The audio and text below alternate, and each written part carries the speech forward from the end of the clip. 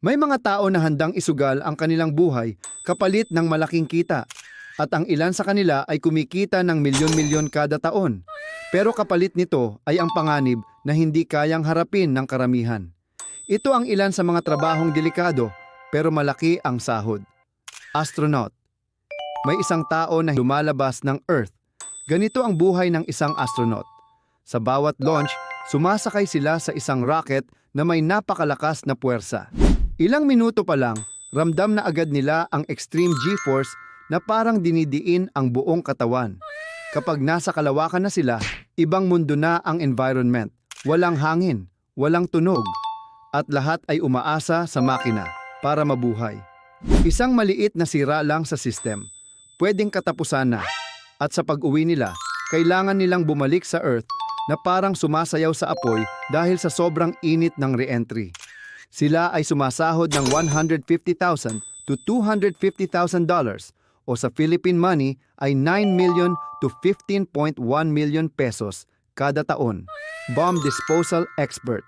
May mga tao naman na ang trabaho ay humawak ng bagay na ayaw hawakan ng kahit sino. Bomba. Ang mga EOD experts ang tinatawag kapag may explosive device. Dahan-dahan ang bawat galaw. Tahimik ang paligid. Lahat nakadepende sa kamay nila. Hindi nila alam kung ang susunod na segundo ay normal pa rin ba o biglang pagsabog na. Ang pinakadelikado, maraming bomba ang may traps o hindi mo pwedeng basta galawin. Kaya bawat misyon, parang nakikipag-usap ka sa kamatayan na hindi mo alam kung kailan sasagot. Sila ay sumasahod ng $60,000 to $120,000 o 3.6 million to 7.2 million pesos kada taon. Oil rig worker. Sa gitna ng karagatan malayo sa lupa, may mga taong nagtatrabaho sa isang bakal na platform. Araw-araw, surrounded sila ng makina, apoy at langis. Isang spark lang, pwedeng sumabog ang buong lugar. Tapos idagdag mo pa ang bagyo, malalaking alon at matinding lamig. At kung may emergency, hindi agad may darating na tulong dahil nasa gitna sila ng dagat. Ang kanilang sahod, $70,000 to $200,000 o 4.2 to 12 million pesos kada taon. Miner. Ang mga miner ay pumapasok sa mga tunnel na parang walang katapusan. Habang lumalalim sila, mas bumibigat ang hangin, mas lumalakas ang pressure, at mas lumalaki ang panganib. Isang paggalaw ng lupa, cave-in agad.